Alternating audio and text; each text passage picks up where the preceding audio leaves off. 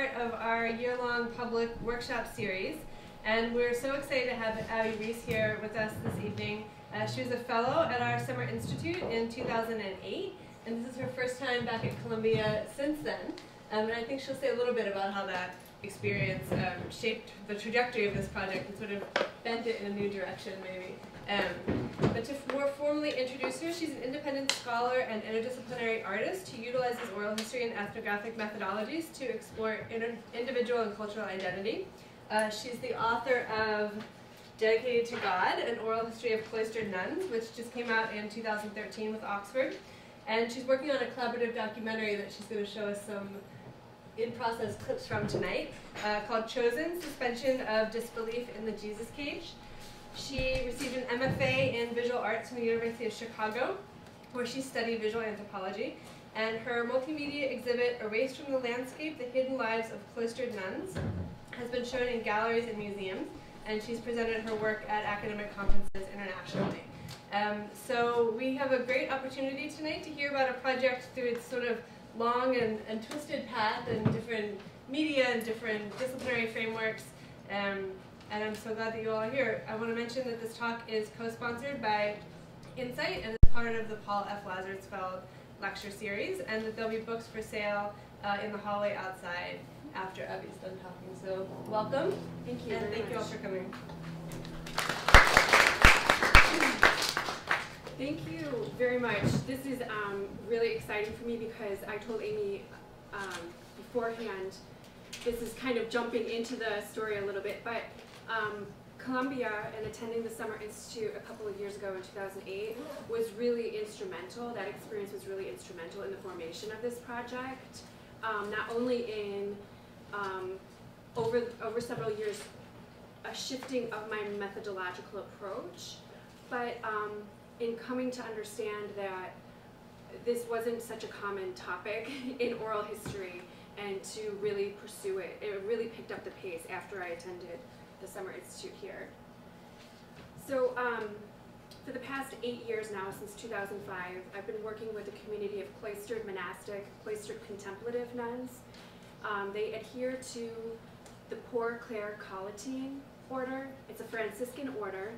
So St. Clare followed St. Francis to Assisi, and that was in 1212. The rule was approved, and then this order was reformed by Saint Colette. So it's Poor Clare Collatine. This is one of the strictest religious orders in existence. They make vows of poverty, chastity, obedience, and enclosure. The enclosure entails a metal grill.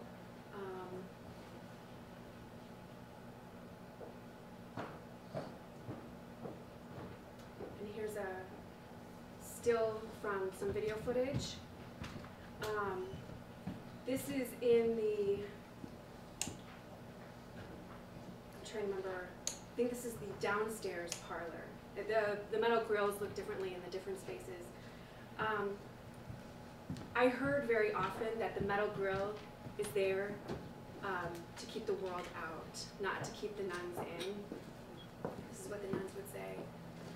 And then this is still from a frame from video footage of this collaborative ethnographic film. And I'll show you some of that footage later, but that's kind of further along the process. And there's a transition methodologically. So not only do they make vows of poverty, chastity, obedience, and enclosure, they observe monastic silence, meaning that they only talk and say what's necessary to complete a task. And then they are quiet for the rest of the day. For 1 hour in the evening, they have a communal recreation period, and they can talk freely, but that doesn't mean that everybody gets the chance to talk. As a sign of their extreme poverty, they give up shoes. So some of the photographs, you'll see them wearing shoes. They do wear shoes usually when they work outside, and they do make a lot of exceptions. As a nun ages, she wears shoes or sandals, but generally they do give up shoes. Okay. We're not holy yet. We're striving to become holy. We're only passing through. Yeah. our destination is heaven. Although I do say that this is a suburb of heaven, the Cloistered community. I always felt that way. But nevertheless, it's not a camping. We're not camping out forever. We're passing through, even in this suburb of heaven. It's not heaven yet. And so therefore, I'm traveling. We're all pilgrims and coming to that perfect union, which is heaven. And we don't know, each of us don't know when that time will be for us. So the project started with oral histories, and I waited until I was invited in to make photographs. I let them know that I was interested in making photographs, and then I waited for them to invite me in. The metal grill there, is a literal and symbolic separation from our world, from the outside world. And really that's so that the nuns can be wholly given over to God and fulfill their mission, their charism, to pray for humanity. So they have what I call is like a prayer hotline. It's this number that the public calls. A lot of people in this town where the monastery is were introduced to the monastery as kids. Their mom brought them there. They asked for prayers. They would call for prayers. And so the nuns, a few of the nuns have the role of taking the phone calls, and then all of the nuns, 7 times a day during the Divine Office and the Liturgy of the Hours, they pray for personal tragedies and global catastrophes. The Mother Abbess, so I've had this question a lot about the insider-outsider dynamic, and the world seeps in these different ways, like through the prayer hotline, and then also through a newspaper. The Mother Abbess gets the newspaper, she'll read it, and she'll let the community know if there's something that they should pray about. She always tells them if there's been a murder in the community, and that they pray about that. They live in a 25,000 square foot monastery, a series of buildings really, it's kind of a labyrinth. And it sits on a 14-acre gated premises. This is a photograph that I made in their wood shop. I show this because I've been asked a lot about my expectations versus what I found. I expected a lot more mysticism than I encountered, and even when I made this photograph, the one on the right is the novice mistress, and the one on the left was a novice at the time, and I became very close to both of them over the years. And as we were making the photograph, I said, oh, it's so beautiful. Like, the dust is just glowing. It's so gorgeous. It's like magical. And the nun on the right said, it's magic dust. It's holy dust. And like, they just started laughing about how, and then the one on the left said, I think it's a sign that you're about to become a saint, to her novice mistress. And to me, it was just kind of indicative of, or an example of how they take their lives and their vows very, very seriously. They don't take themselves or each other or me very seriously at all. There's a lightness that I didn't expect. The nuns, as part of the Divine Office, wake at midnight, and I have a schedule on here that I can show you if you guys are interested in knowing the exact schedule. But they wake at midnight. They go to sleep for about 4 hours, wake at midnight, pray, go back to sleep, and then wake again. There's this whole idea of being awake and praying for the world while the rest of the world is sleeping. Okay, I'm going to show you some of these photographs. This is in the boiler. The nuns are very self-sufficient. They learn how to do a lot of the care of the monastery themselves. So she's cleaning out the boiler.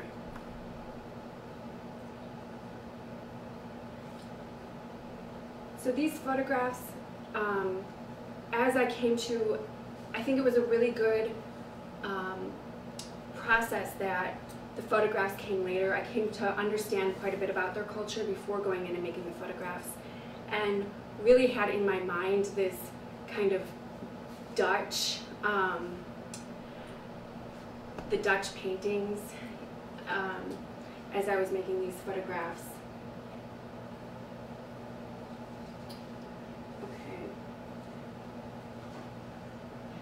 I worked in a nursing home from the time I graduated till about right before Christmas. My aunt in California, who is also my godmother, invited me to spend Christmas with her before I entered the monastery. So I quit my job in December, I think it was, and went to visit my aunt and uncle and my cousins, and then that was interesting too. I was still struggling. I can remember thinking, maybe I'll have a romantic encounter when I'm in California. It's really weird, but so my aunt was talking to me now. Are you sure you have a vocation? Don't you ever feel like you want to get married? I said, well, I do feel that way. And then she said, well, that's a sign you don't have a vocation. And my other aunt said to her, no, that's not a sign. That's a sign that she's a woman. She could still have a vocation. And, you know, it's like my aunt was worried about me becoming a nun. So I play that as kind of, this was fairly early on in the process that this interview took place. And in this particular clip, I think you can hear a little bit of the hesitation as she's starting to recall memories, that it doesn't come out quickly at first, it comes out haltingly, and then the memories start coming together. Like, because they observe monastic silence, because they really seek anonymity, they rarely talk about their lives. So doing these oral history interviews, that was one of the first things that I noticed. Like, within a half an hour, their voices started getting hoarse.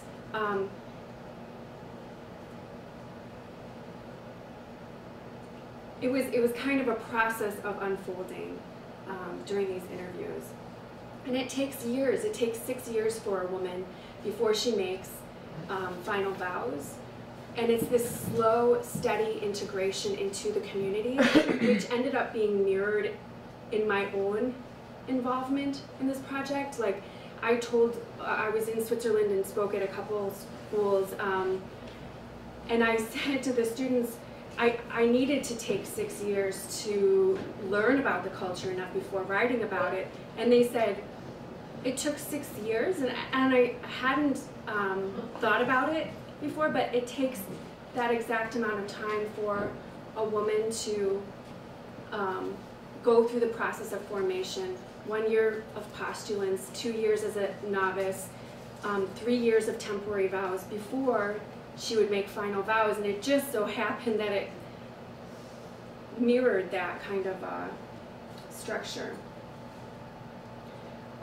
Initially, when I was making photographs, because they prize their hiddenness, I tried to not photograph them directly face on.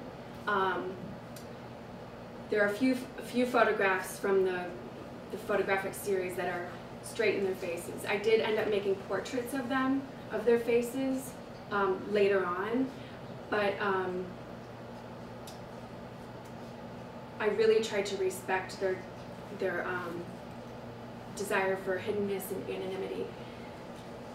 This is so much of this process was, I mean, it was just such a learning experience. When I was in there one time and making photographs, the nun who was leading me around was holding this piece of paper, and I looked down and I asked her what these little signs were, and she said that those are their marks.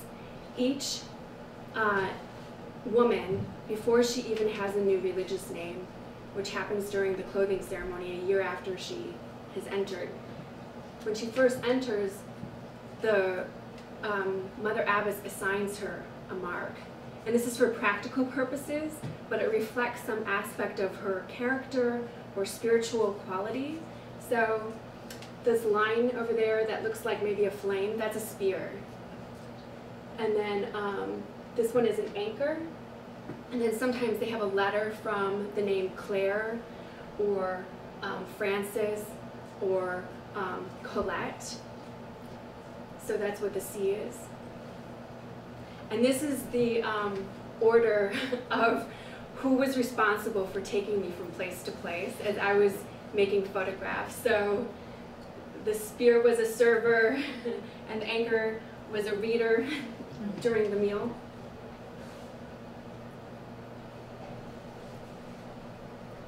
Okay.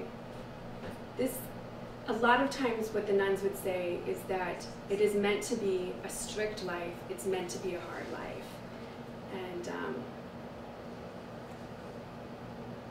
And they say that the vows crucify you and the obedience. Yes, it does. It's a crucifixion, obedience is. But that's where else you can be able to give it all. If it doesn't cost anything, you know, it doesn't make a very good story anyway, you know. You want to watch the stories of the movies where someone had to struggle and work hard. If he just went and did everything without any effort, it'd be kind of boring, you know, and he'd be an unreal Superman. He would, you know, even Jesus, is he being God, he didn't show us that way, you know. So, you know, and it's a good thing he didn't, because then we'd never be able to do it, you know. But he took our weaknesses and he worked with that human weakness and showed us how to do it. And that will help us to do it. So as part of the monastic customs, one aspect is their indirect form of communication. Rarely would a superior say to a novice or to another nun, do this. It's always an invitation to obey, to obedience. So one of the nuns, she was a novice at the time, she told me the story of how I was being integrated. All of these women were expatriates from our world, and so they had been through this process, and so they were teaching me what they had already learned. She told me that she learned the hard way. She was sitting next to the novice mistress. They're seated by rank in a rectangular shaped room in the refectory when they eat. And it's by rank. The youngest by rank here all the way over to the oldest by rank. And the rank is when they entered the community. And so she was seated over here next to the novice mistress, and the novice mistress said to her, you may take, there was a half a potato left and a full potato. And the novice mistress said, you may take the full potato. Well, she wasn't hungry enough to take the full potato, so she took the half. And then she found out that you may is actually take it.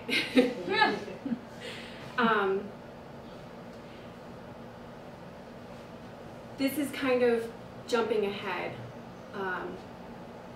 looping it forward and back, but at the very beginning, this project did not unfold perfectly. At the very beginning, one of the first important meetings that I had was with a young woman back in 2005 who was going to the monastery, considering joining. She's not part of the book because she didn't join the monastery until 2011. She joined after 6 years of discernment. But I was standing there. I'd asked if I could be a fly on the wall.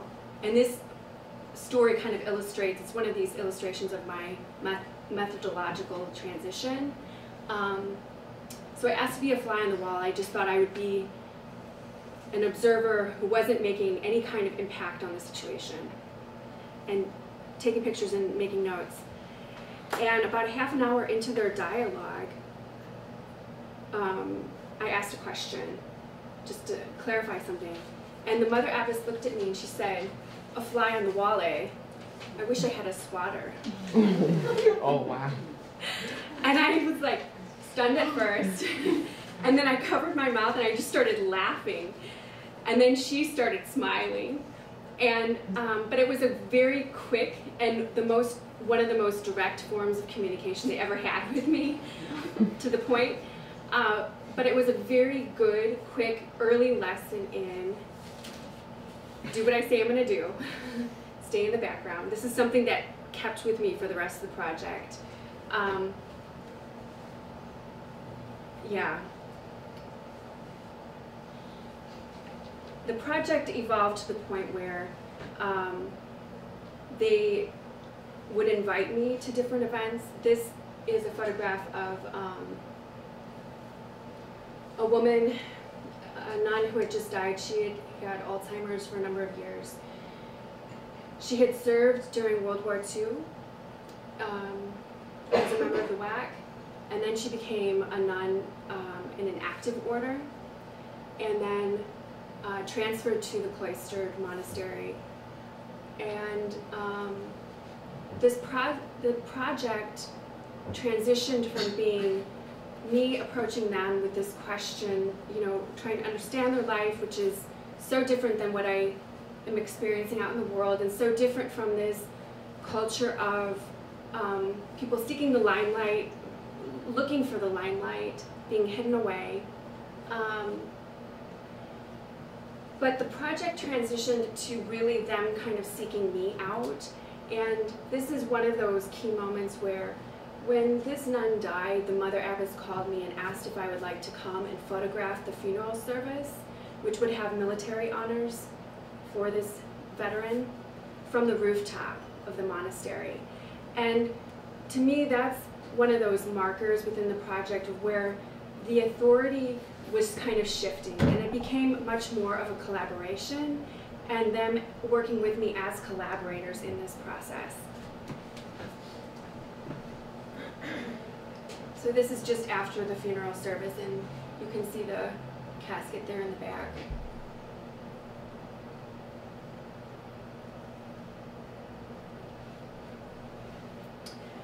Are there questions so far? I'm going to keep going. Oh, go ahead. Yeah, I just had a couple of questions.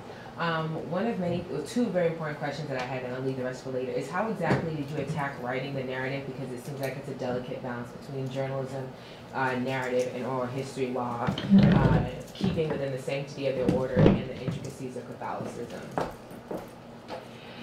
So, okay.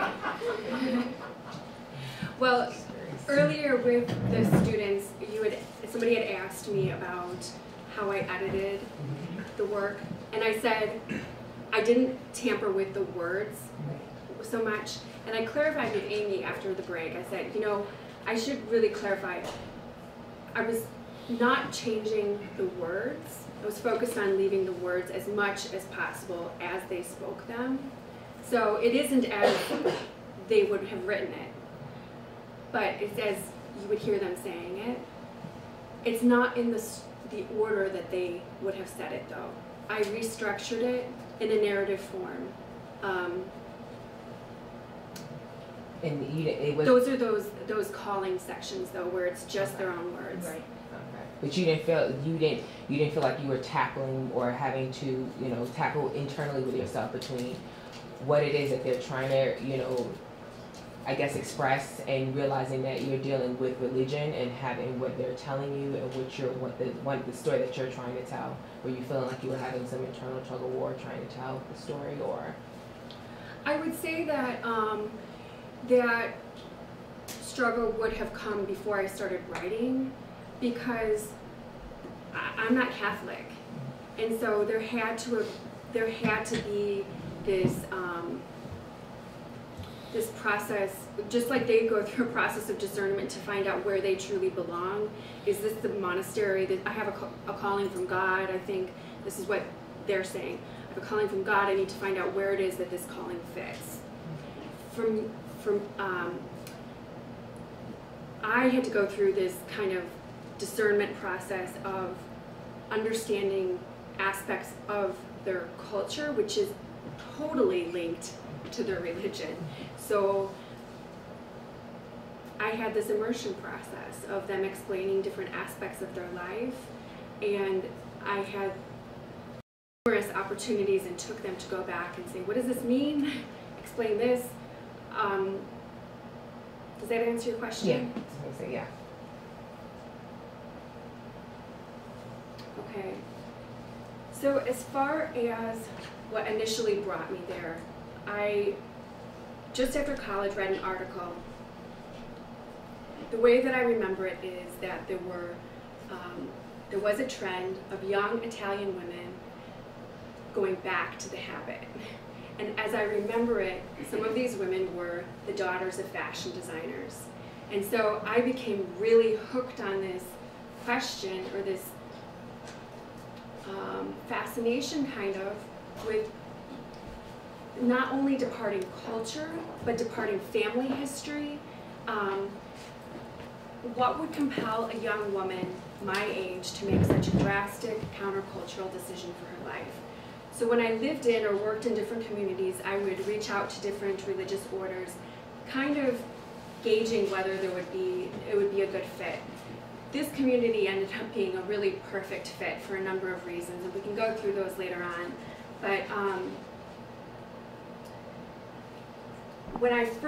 I know that a lot of people are interested in this question of access and why the nuns agreed to do this. So when I first approached the Mother Abbess, I said, I was completely transparent that I'm not Catholic. I had just lived on a ship for a year in Africa, a hospital ship, worked in the communications department. I was interested in the idea of a community within an enclosed space and how that functions. These were some of the initial interests. And I also said, newspaper articles were coming out in the New York Times about monasteries closing. I said, it seems that the number of nuns is dropping. And she said back to me, nuns are, and she used this phrase, erased from the landscape. And she was referring to a couple of things in that conversation. She was referring to, after Vatican II, active nuns who were nurses and teachers weren't wearing the traditional habit. They weren't going back to the habit. They were allowed to wear just street clothes. So active nuns were erased from the landscape because we out in the public weren't being able to identify them by their habit. But also she was talking about cloistered contemplatives, because when they join the monastery, they very rarely leave, except for doctors pay house calls, they vote by absentee ballot. So they're very rarely seen. And then when the nun dies, she's buried on the premises with a stone that marks her religious name and her death date, not her birth name and not her birth date. So those were some of the initial starting points of me identifying, I think the numbers are dropping. And what they did was then pray about it.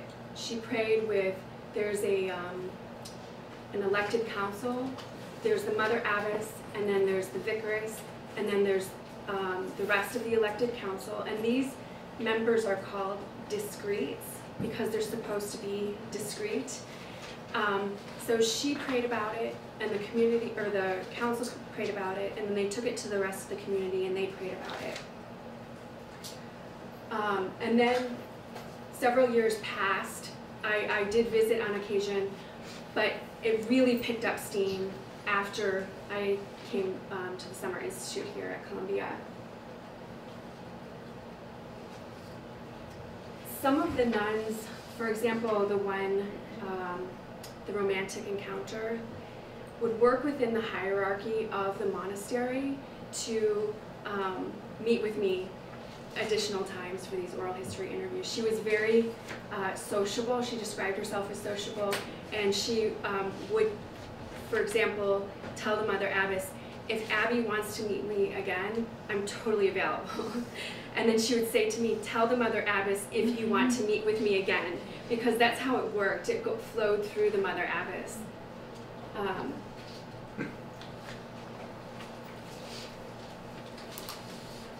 From my background and understanding of oral history, I really embrace a philosophy of co-authorship and shared authority. The focus was really on their individual stories and their motivations and their memories and their perspectives. And I'm going to play a few of these audio clips. I would like to also show you some of the video footage. Okay, so this is the voice of, she's now Mother Maria Deo Gratias. I knew what I was going to do at the age of 12 in 6th grade. That, you know, I knew that it's just a matter of time because they couldn't enter the convent at 6th grade, you know. So I had to wait 3 years. And Mom would always say, well, you'll change your mind, you'll change your mind. And then when she found out I didn't, the funny thing too is she said, well, you know, you're going to always have to wear a dress. And I said, well, that doesn't matter, that's a habit, that's not a dress. Because I wasn't one to wear dresses. I was very active and we did a lot of, you know, all kinds of things, and I wasn't one to sit around. And the other thing she would say is that you're going to have to get up at 5 every morning. Now that was a really stickler because I like to sleep. But I said, that doesn't matter, you know, because I just, you know, it doesn't matter what I have to give up. You know, and I didn't think so much about giving up. I just knew that I was going to be his, and that was more on my mind rather than it was my mom that was, you know, put this other stuff asking me. And it was good that she did, you know, it made me think, well, then I'll take care of itself, you know.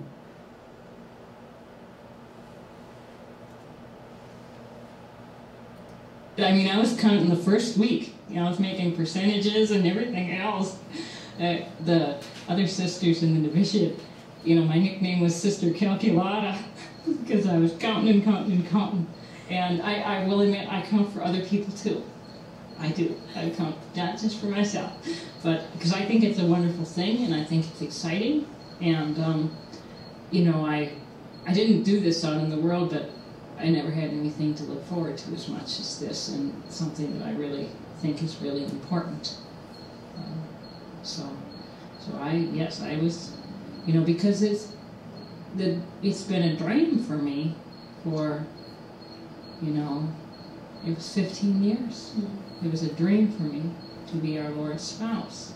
And so, finally, I really am, you know, by the church. I am his spouse. And that's a wonderful thing, you know. So one of the things that I didn't expect was as much humor as I encountered. I'm not going to play this audio clip, but I will just say that this was the novice mistress, and I explained to her that an outsider who would take statues from the monastery and bring them to her house and repair them, I had interviewed her, and she had said what surprised her was learning the ages of the nuns. So I asked the novice mistress her age, and she said, I'm 32, and I also went through that of being completely astounded over the months as I learned the older nuns' ages. And she said, there's a secret. The veil covers a lot. It covers the gray hair and the double chin. But she said there's also the aspect that they're removed from the stresses that we encounter in the world. And there's just a lot of joy. So people also want to know about what they've given up. A lot of the nuns talked about that they had not expected this calling, that they had wanted to become mothers. They wanted to get married, they wanted to have children. And this this audio with this particular nun, this is the mother, she was Mother Miriam, she's now the vicaress. She reached her term limit, and then so she's the vicaress now, and then after she can be voted back as the Mother Abbess. But it's a little scratchy because she was playing with the mic a little bit. I'll just summarize. Basically, she was saying she was the youngest of a whole slew of children, and she always wanted to become a mother. And for a long time, she wondered, she was grappling with this philosophical question of how can I deny these children life? And she ended up coming to this conclusion that if God had called her to this, he never intended those children to be born. Another nun, Sister Nicolette, who I became very close to, she was one of the first tests, I think. After I met with the Mother Abbess arranged for me to meet with Sister Nicolette, and this is an alias that she chose for herself. So Sister Nicolette was raised in Europe. Her dad brought the family there. He was a Fulbright scholar. And so she was raised in Liechtenstein, in Switzerland, in Italy. She's fluent in 4 languages. She wanted to become either a pilot or a flight attendant. And she was surprised, but she would go with her friends. She went with her friends for a retreat to a Poor Clare monastery. And she talks, there's a section, it's in the book, where she says, I got my calling through a lie, because her friends said, we know where we can go on a retreat. There's this monastery, this cloistered monastery. And so they called, and the Mother Abbess said, we don't just take women who just need a retreat, but if you're actually considering this as your vocation, you can come. And so they said, oh yeah, we're considering it.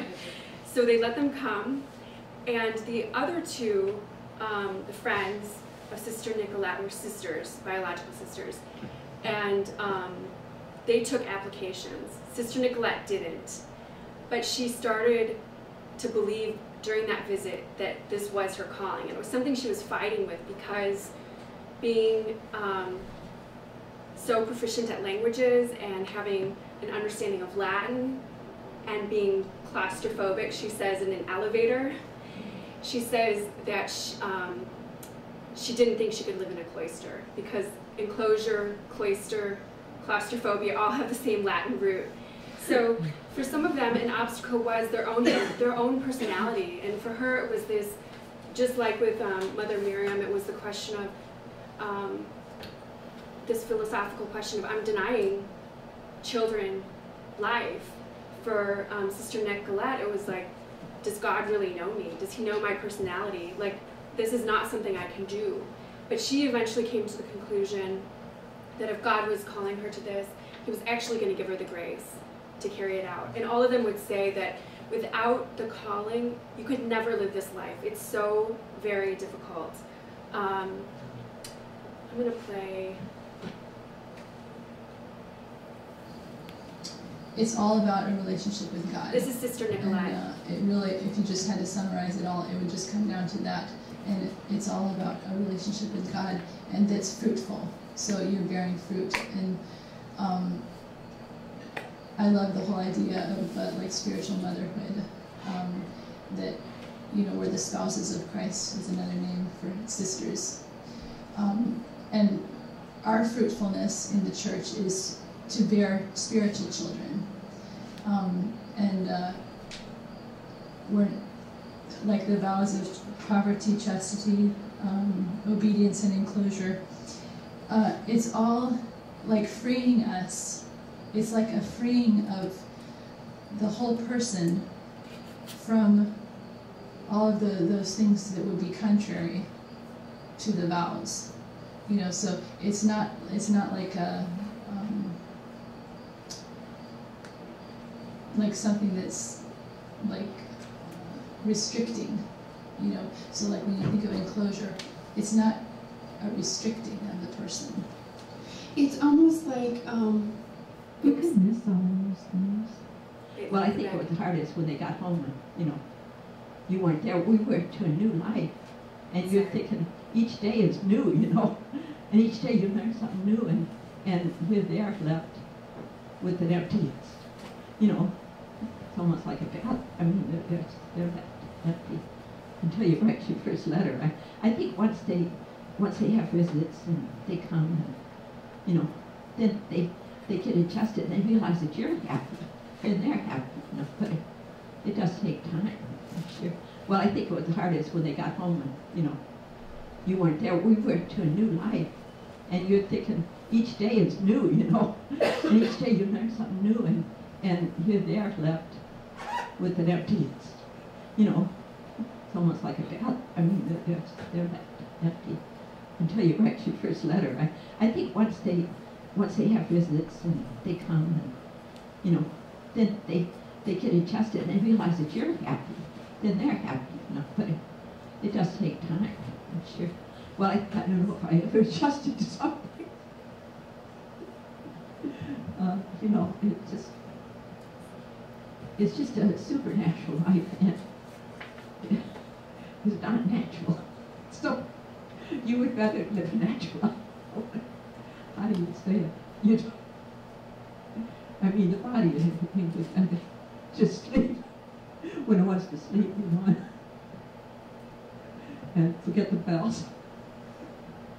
She's laughing. You know, it's just so different. You really have to have a supernatural outlook where you can persevere on things. And you have to somehow keep it. You know, you have to somehow realize that there is the afterlife, and you're going to get rewarded, and it's going to be nice. It's going to be wonderful.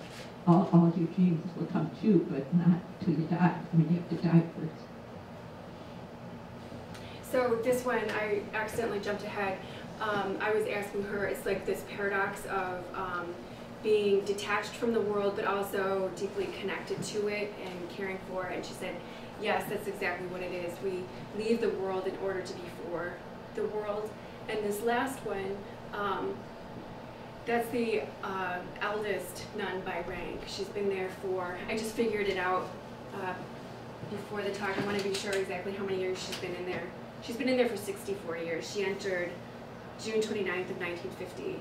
And she's still saying, like, I don't think I've ever adjusted. It's just so difficult. I mean, one of the ways that they kind of slowly integrate is because they wake at midnight, what they do is over the months add a day so that they don't immediately jump into this totally different schedule when they first enter, but they slowly let them integrate. And they actually added a year to formation because they just were noticing it was so difficult. The world that the young women were coming from was so different from the world that they had come from into the monastery. And it was such a difficult transition, so they added a year at this monastery so that the young women had more time to adapt. At each of the stages, from postulant to novice to temporary vows, each member of the community has a vote, whether or not that woman can proceed to the next stage. The woman also decides whether or not she'll proceed. And really, and the Mother Abbess has a lot of discretion that she can, in the first two stages, just send somebody home if she really doesn't think that the woman belongs there or fits there. But they used to vote with black and white marbles or stones, and now they vote yes or no. It's a simple majority.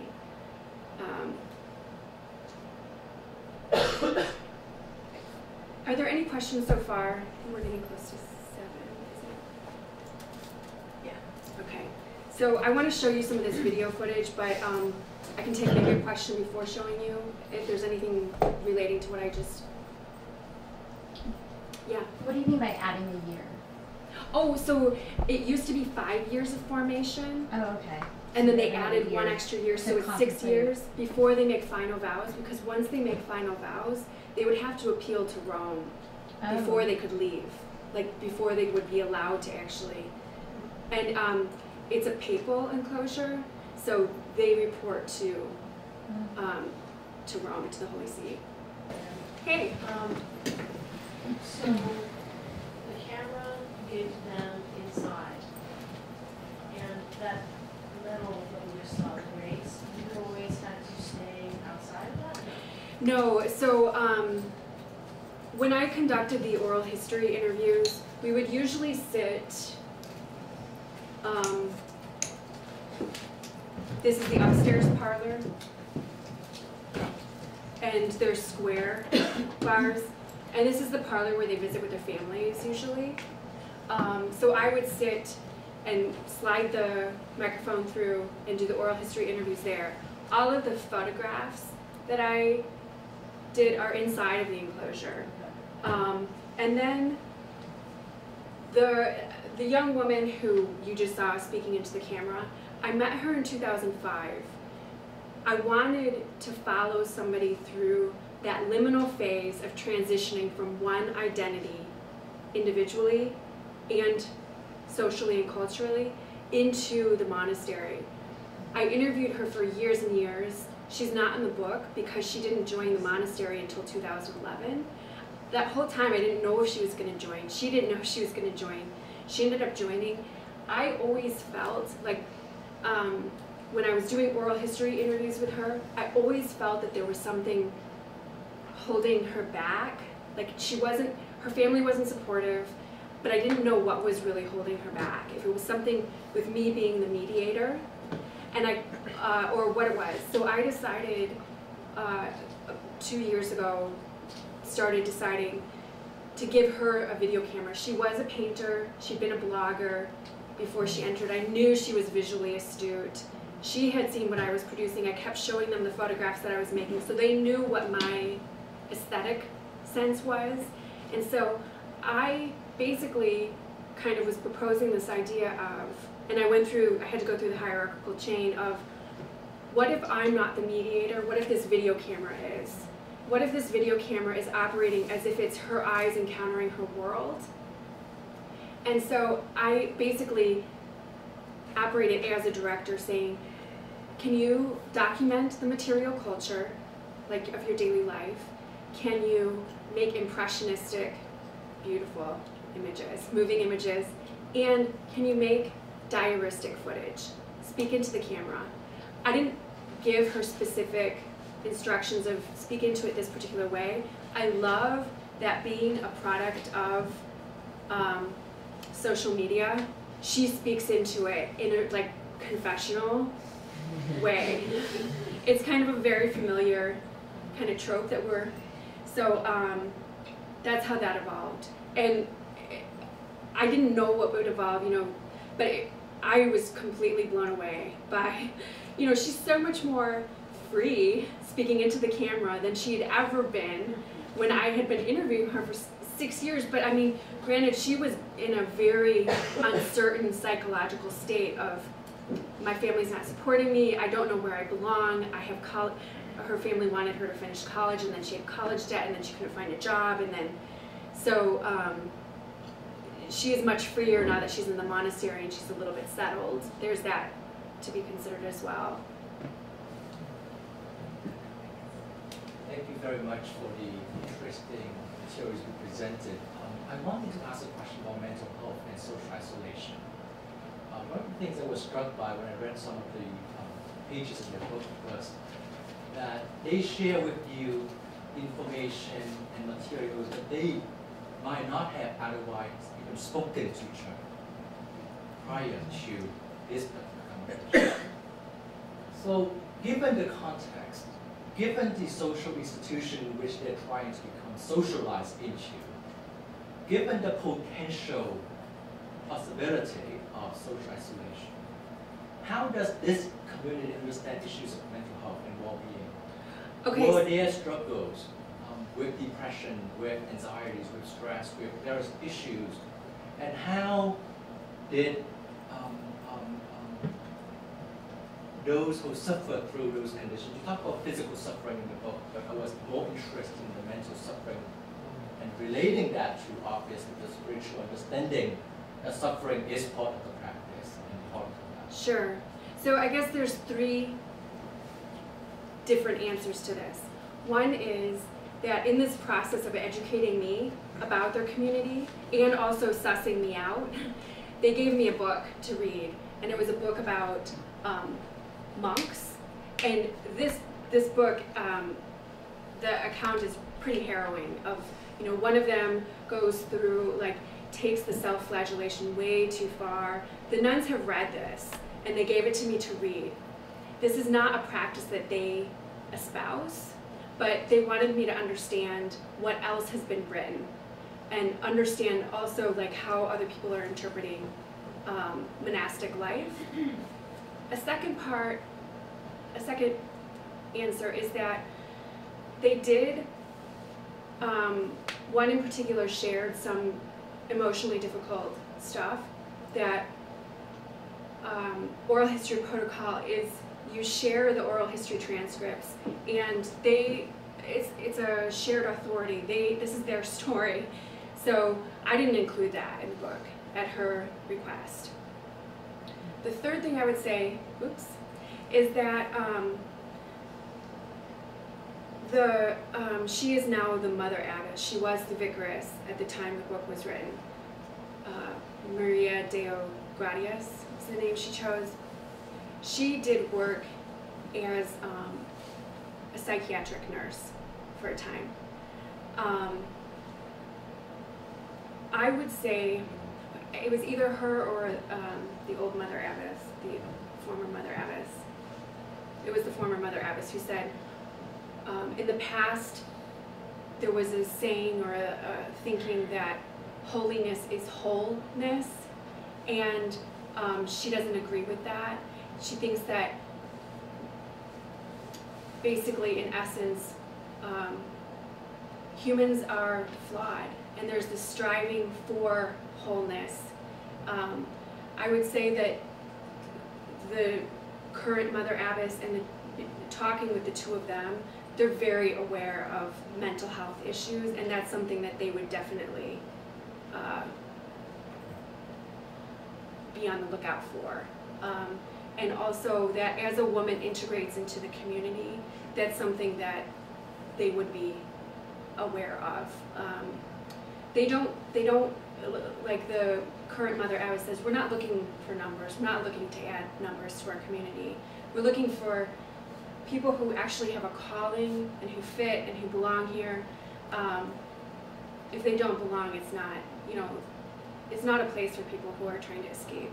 That's a question that a lot of people ask me in these talks is, what are they escaping? Do they seem like they're escaping?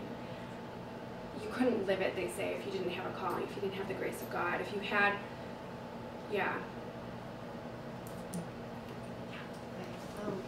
Can you say something about how having this sort of contact with this community affected you? Yeah, I mean, it's changed me, I would say, personally, methodologically. I adapted my methods because of my work with them. I would say to the obvious personal instances that I was in a car accident in 2009 on my way to the monastery, broke my back, had a compression fracture in my vertebrae, the L2. And I didn't realize until I visited the monastery after that happened how much I had become a part of their community. And when I was visiting there a couple weeks after the accident, one of the nuns pulled me aside and said that they had been praying for me since the day I first visited, and that she was praying for me that morning because I was en route there to the patron saint of traveling, St. Christopher, for my safety. And that impacted me incredibly too. It's an incredible thing that they made these concessions, I think, and allowed me into their world. Like, that has totally impacted me. And the relationships that developed have totally changed me. And the current Mother Abbess, Mother Maria Deo Gratias, I think she's, I mean, I really trust their judgment. Like, I've talked to them about everything. I just really think that she has a really grounded, super interesting perspective. Like, so, Amy. I'm just curious, I'm intrigued by this idea that they're all talking to you and not to each other, and I was wondering if they read the book, and if so, what their responses were. So, this nun, who I became, she's one that I became very close to, Sister Nicolette. She's one of the discreets because she's the novice mistress. So she was one of the first ones to read the book because the discreets read it. This is how it's supposed to work. The discreets read it, and then the rest of the community could read it.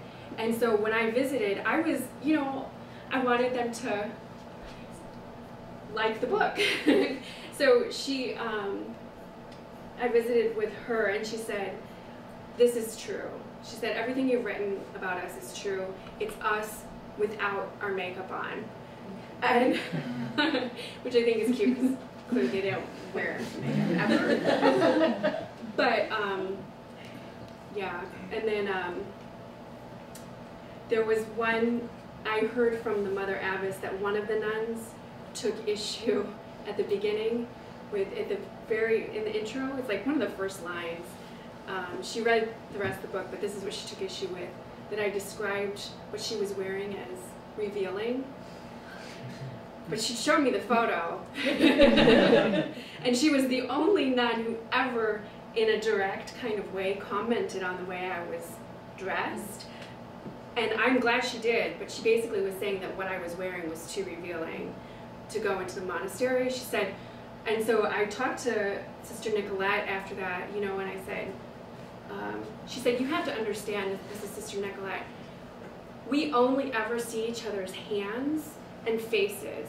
So seeing any part of anybody's, seeing your neck is like more than we ever see. That's revealing." So I didn't think she would, that's the last thing I thought she would take issue with, was because she brought this photo out to me and said, "Look at the way I used to dress, like I wore makeup and I wore these like low cut things." Well, now she's saying she didn't ever dress that way, but but the Mother Abbess also said that they're learning about one another's lives, they're learning about their community through the book.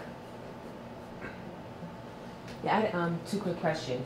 You had spoken earlier today about memory, and I wanted to know what were some of the problems that you had, and then one of many things, the interviews that you conducted, were they all life history or were they thematic, especially when you had, I think, the younger woman, and who I'm thinking was in her 20s, if you say she was in school at the time. How exactly did you conduct a life history interview with her?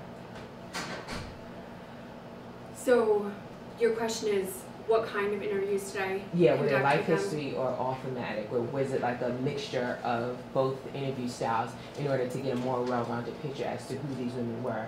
And then what were some of the issues that you had working with their memory, knowing that they're pretty much silent 23 hours of the day, except for when they're praying or when they have their hour of recreation? Right. Well, as far as like the memory, like the romantic encounter, that's, I think, the most obvious example that I could bring to show of like the memory starts haltingly, and then they grip it. There's this emotional, visceral memory that they grip onto, and they're there, and then it just kind of tumbles out, and she recounts it pretty vividly. She knows where she was, what happened. The interviews were usually initially biographical, life history, and then we would do repeat interviews. I met many, many times with the Mother Abbess, with the novice mistress, with the vicaress, to kind of fill in the gaps with different things, thematically, I guess, or just to understand religious aspects, monastic customs. Did you have a question? Oh. Okay, I was just going to inquire. You mentioned omitting sections from the book. Was there any proactive effort or obligation to review, or censor is a strong word, but be a part of reviewing content that might be released or published? Or? So I should clarify, there's one scene, basically, that one nun shared, and then a few weeks later when we met said, it was from her youth, didn't want it out there. Even though they had aliases, just didn't want it. And that's the only thing that was omitted. I gave them transcripts throughout the process. That's oral history protocol, like giving them transcripts of the interviews, and said, and as part of the lease, the release in the contract, would add to it, like with additional interviews to clarify things if they wanted.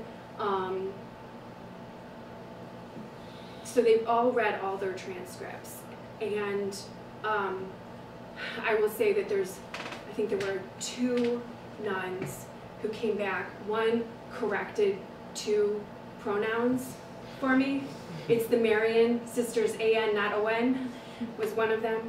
And then the other one wrote out more descriptive, this is what I meant, this is, you know, that kind of a thing. It didn't change at all, really. It just enhanced the interview. And provided context. Totally. And did they have to approve the book in any way? No. And actually, I talked to my editor and asked her if she would recommend them reading it, and she said no. So they read all the transcripts. And I gave those to them, this is 2014, I gave those to them starting in 2009. So they had years to look over the transcripts. Well, thank you so much for this talk and kind of speaking more in depth about the backstory behind the work. My current focus in my master's thesis in the program is with Buddhist monastics. So I spent some time in their community. So I'm just wondering, you know, within my own work, I had to kind of work within, I guess, some of the customs and hierarchy and constraints. And I was just wondering, you know, what you might have faced in this working. What was some of the difficulties of working in a community setting? I mean, I think that if what were some of the difficulties?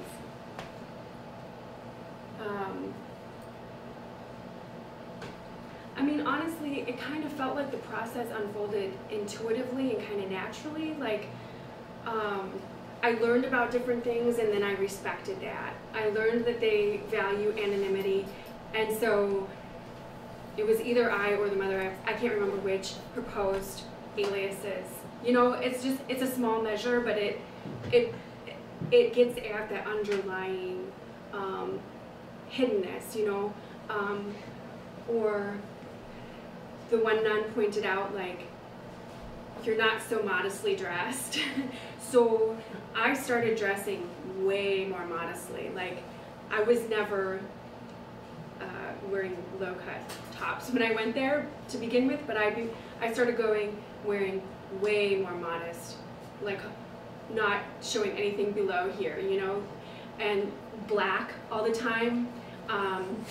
And I honestly, looking back, think that was probably one of those important markers before they invited me to enter into the enclosure. Like, they're very astute. Like, they were, looking back, I can see this, like, they're watching my integration, my respect, my grasp of what they value, and I think that was one of the identifiers. Yeah. You discussed that you used the camera as the mediator when you gave it to the one woman to really record and do as she felt fit with that. And you said that worked out well, but before you tried it out, were you at all like apprehensive that you're giving so much of your control? You're not sitting there asking questions, but you're giving all of the focus to someone to see what they would like to focus on. Were you worried that maybe it wouldn't be what you were looking for, it would be something completely unuseful, or were you mostly just hopeful that it would give you new access? I think that's a great question, but I'll just say, like, these whole 8 years, like, everything has been a risk. I had no idea at the outset what I was going to make, whether or not they would agree. It's like been one series of risks after another, and I just thought, let's just see, you know. But I will also add that I was talking to Cameron earlier about where I come to oral history from, is this perspective that in oral history, in still photographs, and in video, we all undertake performances. So in the oral histories, they were sharing with me what they wanted to share, you know? With the still photographs, they were bringing me I would ask when I learned about different things, oh, can you show me this? Can you show me that? And then they were saying, do you want a photograph from the roof? That kind of a thing. But they were showing me what they wanted to show me. It's a negotiation, you know? The video camera is no different. It just embeds that materially. You can see how they engage with the camera, where you can't see that in the still photographs. You can hear that a little bit in the oral histories when I play my question and their answer. But honestly, the video footage, to answer your question, is way better than I hoped for. I knew that she was aesthetically trained, but the footage is gorgeous. And then she is way more open, way more vulnerable than I expected her to be. She's very comfortable holding that video camera and sharing her thoughts that way. Cameron. So you have a background in journalism, in oral history, and an interest in ethnography. Would you mind saying something about how this particular experience impacted you as an interviewer on like a question and silence level, and how you behave in that particular setting? Sure. Well, I did, after college, I worked as an investigative reporter, and clearly had an agenda going into those interviews, specific things I was looking for. With the oral history interviews, I loved, in coming to oral history, that it is so open to the motivations, and it acknowledges that memory is faulty in a way that journalism kind of doesn't really address. What was it? Does that answer your question? How does it change the way that I think that's partially getting at it. I mean, but I'm curious with these backgrounds, this background they have in these different fields. Thinking about all of those different areas of experience, how did this experience working, in this monastic setting, impact you as an interviewer in terms of what sort of questions you ask when you're silent, especially coming from a background where you're in investigative journalism and there's a bit more of a full court press style of interview? Yeah, I mean, this whole project slowed me down in so many different ways, but it also kind of made me realize, like, journalism is good for certain purposes, oral history is good for certain purposes. It came up short for me with the subject of this film in progress. Those oral history interviews, I'm still going to use some of them in the film, and they do get at certain, but it didn't get at the transition in the way that giving her the video camera did. So for me, it's been this transition of, my professors probably would say, a transition of the power dynamic, from being totally in control as the journalist to shared authorship with oral history to giving them the video camera. All the way through, it's performances that are constructed for a viewer, truly, but my role has kind of shifted. And I really think that it just, this was a natural progression. I wouldn't have said, now I'm going to do this, but it just kind of evolved that way. And I don't think I could have done this without having done that. Like, it had to happen this way. She wouldn't be as free in the video if I hadn't been working with her since 2005.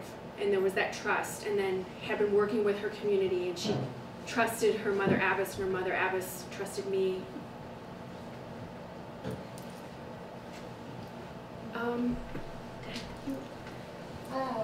Could you talk a little bit about why you chose to transition from not taking photographs of them directly, and then you said you later started taking portraits?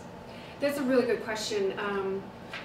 I've had a lot of time to reflect on different aspects of this.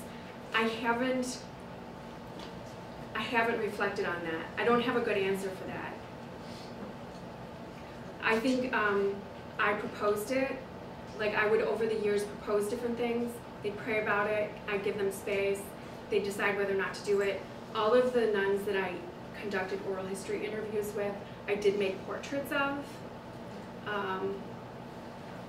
they all wanted to do it. I don't have a very good answer. Yeah.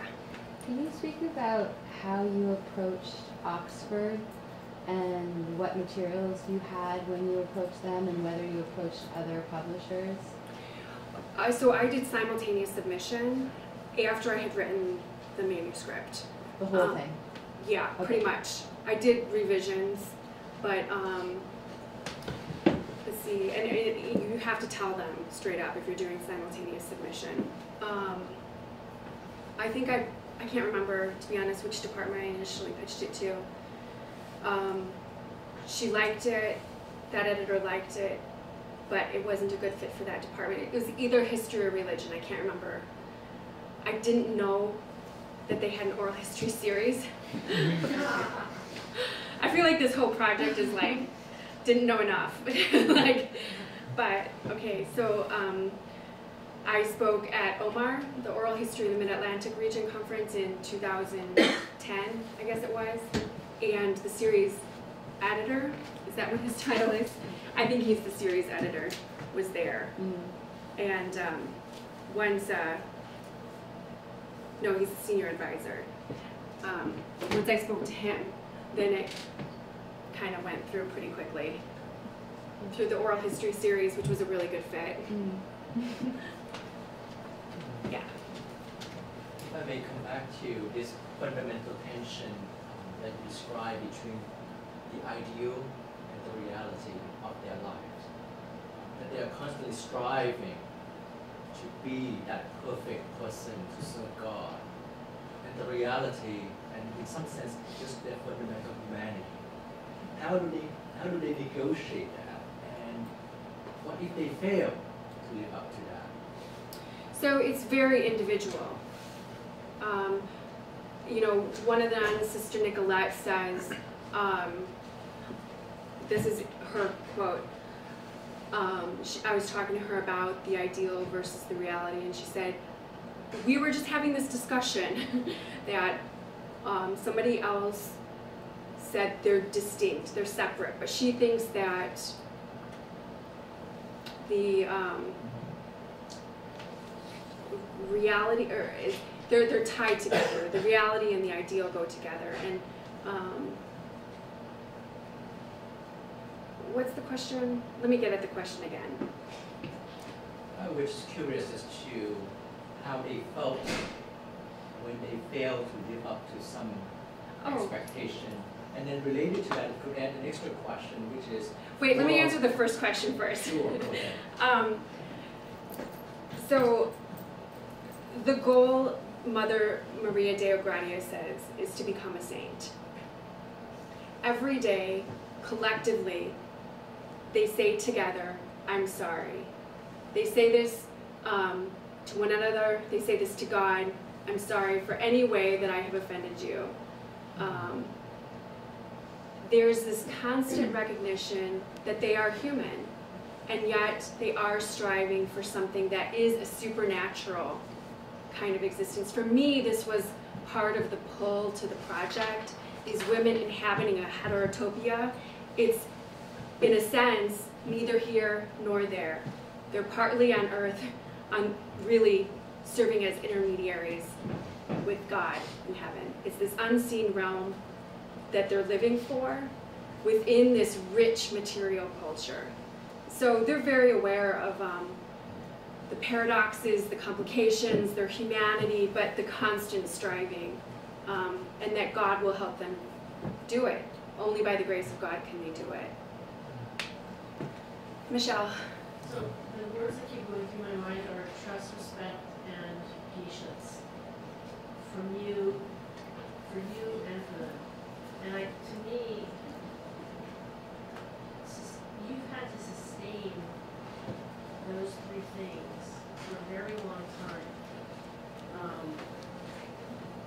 I guess so it's an observation first, but the question is, how did you do that? You know, life, this is a long project, and this is the amount of patience you must have had to sustain, and I'm not talking about, all projects take a long time. I'm not so much talking about from A to Z, off the grants, or everything takes a lot of time, but this is so personal and individual. You're needing to put your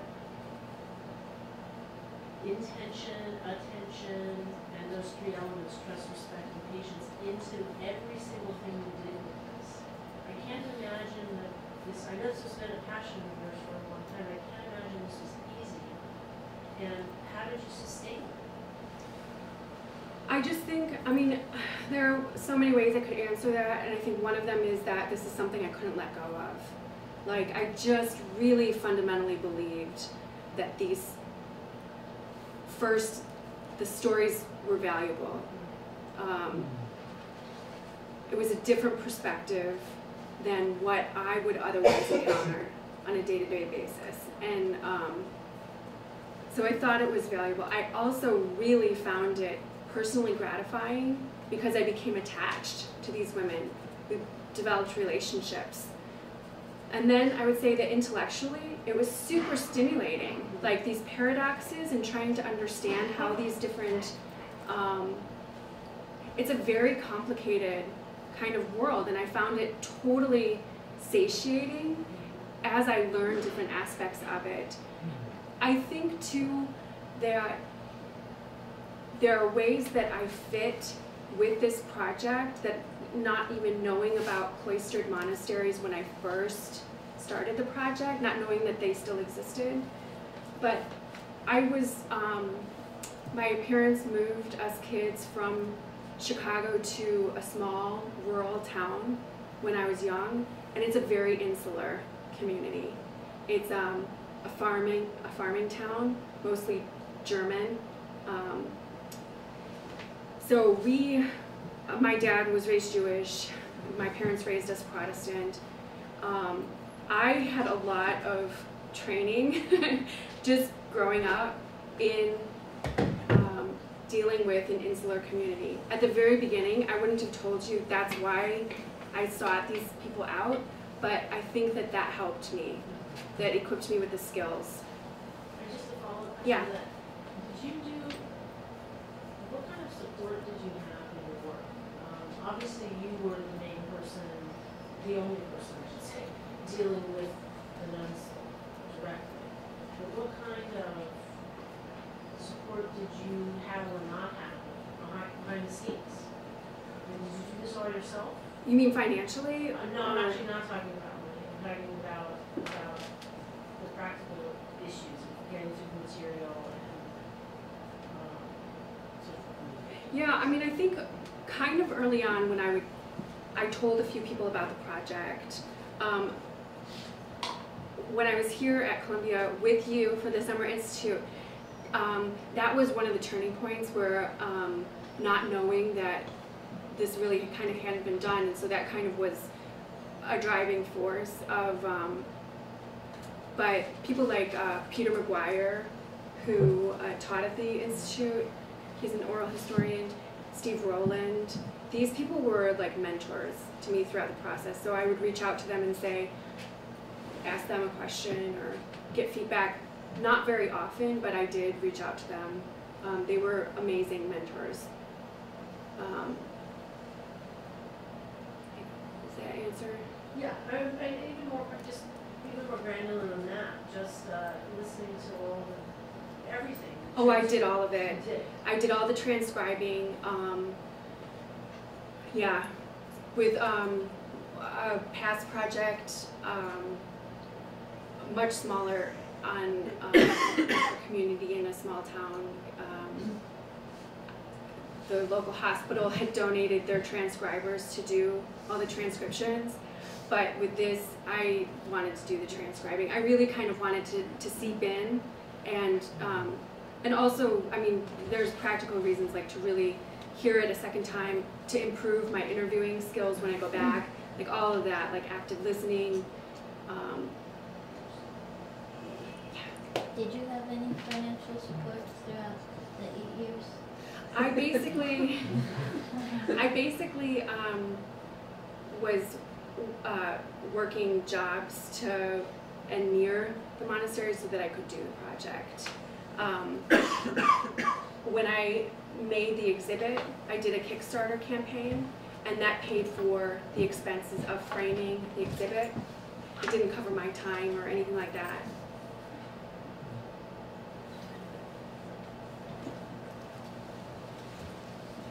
Would you stay with them on site within your grounds, or would you commute in? Mostly commute in, and this is part of the respecting the separateness. I did stay over. I didn't stay, when I stayed over, I didn't stay in the enclosure. I stayed in the guest quarters that either a family member would stay in or somebody considering joining. Amy, did you have a question? It's more of a comment than a question, but I find it really interesting. You know, we've talked, recently in the program about the idea that the whole sort of oral history legal release process is premised on this idea that each person is like an individual with full autonomy that can consent to things, and that a legal person is the same thing as a fully complicated and socially embedded human person. And when I was reading the book, I thought it was really interesting that that they all kind of had to consent to it, especially the mother abbess had to consent, and then one of the sisters was like, well, I don't really want to do this. I don't want to talk to her, but you tell me if I should talk to her, and if you told me to do it, I'll do it. So this kind of process of group consenting, and that they even give up some of their authority over this process is really, I just think it's interesting. That was really interesting, and there's a couple things to say about that. One is that, so that particular nun who did that became a major advocate for this project, because she would go back to the other ones and say, you should do the interview. And then they would come to me and say, and I wouldn't know about any of this, but they would come to me and say, we heard that you're not like a typical journalist, as this endorsement to do the interviews. I didn't interview all of them. I interviewed whoever chose to take part.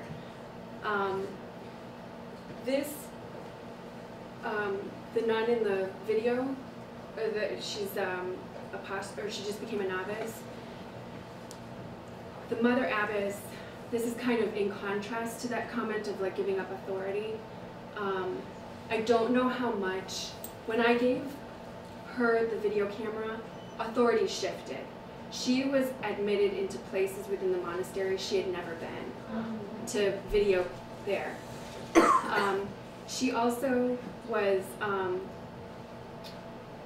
her schedule shifted. Her duties changed. She was allowed to stay up later to do video editing. So this was after, this is a separate part from the book. The book is really oral history, grounded in oral history methodology. The film project really is this anthropological, collaborative, ethnographic work where there are different schools of thought of, and maybe I won't get into that right now, because I probably won't be able to cite it correctly with the video camera for those purposes, but let me think for a second, and then I'll try to cite it. This is a totally different project.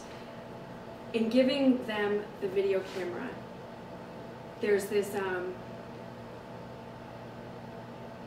maybe if I can pull up, and then I can cite it.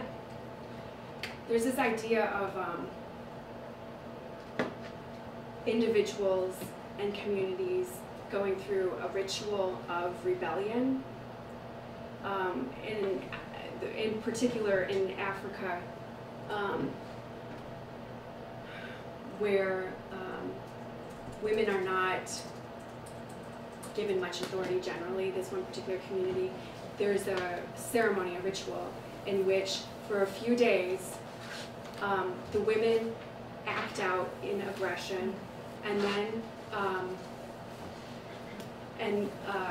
basically it's an upending of the dynamics, the social dynamics, and the women can act out, and then basically at the end of this ritual it goes back to normal. And I learned about that in grad school during anthropology classes, and then when I gave them the video camera, not intending to do that, but knowing that the camera can change things, but not planning to incite. But it really, I came to believe this was, in a sense, a ritual of rebellion.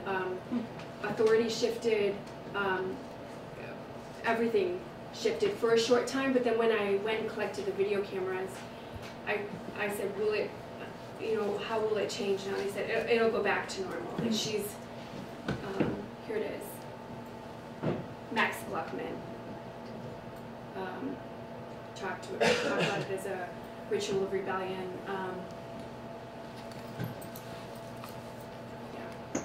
Yeah. I had one other question too. You might not be able to answer this, but I was wondering what they talk about in their hour of recreation, and if you had any sense that the process of telling biographical and reflective stories with you had changed, or reading the book had changed at all what they talk about in their hour.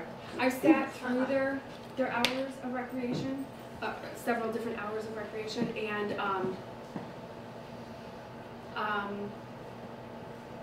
a lot of it is telling, so they'll tell some of those collective history stories, like the lessons learned from, so for example, they would tell the story of two nuns early on didn't really get along.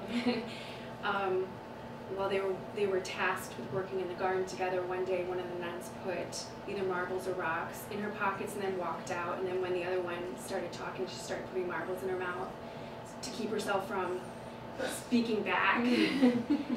They would tell stories like that, but they would also tell some of their family stories. I think one time they were talking about the names. Their great nephews' names, things like that.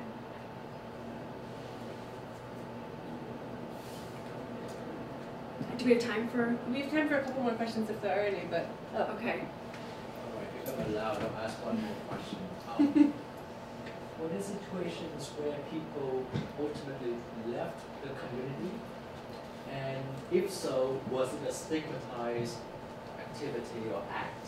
Yeah. And were there, you know, people in your sample that you followed that might have left? So I really was curious because I wanted to know. So I sought out a woman who had joined and left, and interviewed her. It is very common, and I'll come back and explain that a little bit more about her in particular, but it is very common because the community describes this as a discerning process. They both need to decide whether this is a good fit. So it's very common, and they would never force it, you know, like the very last clip, you know, where you hear the novice mistress talking about the young woman thinking of joining. I think she'll do it, but only God knows, really, it's not in her hands. She's not trying to do, you know, force anything. The woman that I interviewed who left ended up joining or forming a community out west. I can't remember which. Her name is actually Joan Mueller. Oh, she's not, but there is a blurb of hers about the book. But I interviewed her, and she got a PhD. She became an authority really on St. Clair's life. Has written several books about St. Clair, St. Francis. Her name is Joan Mueller, and she teaches at either Kansas, somewhere in Kansas or Nebraska. Did she leave after the 6 years? Like after she took her permanent vows? No, I mean really, that's very, I have not heard of anyone who has done that. During the process of discernment, just really came to believe, so the religious order that she formed works with migrant communities, and she's still Franciscan, but felt the calling to work with people in that way. But just at a footnote, the reason I asked you the question is because I'm very familiar with various monastic traditions, and in some of these traditions, leaving, the act of leaving, was highly stigmatized. And once we are in a what we call total institution, to use the term in sociology, we're very easily led to believe that any way out, even when you recognize that this is not a good fit for your personality or interest, reaspiration, it became very difficult for them to then transition back to their life prior to the monastic community. So you describe beautifully in your book and in this talk the challenges that they face as they came in, but exiting is just as painful, if not more, for some of them because their community, their family might or might not be ready to receive them. And many of them describe, and I know them personally, that it felt almost like I would rather die than totally use this road, which is basically removing the road and coming back to it. Sure, and I really was curious what women who had joined this particular community and left felt, and that's not what I encountered. So I really wanted the book to focus on the community as it is. During that time, a number of women joined and left. Thank you very much.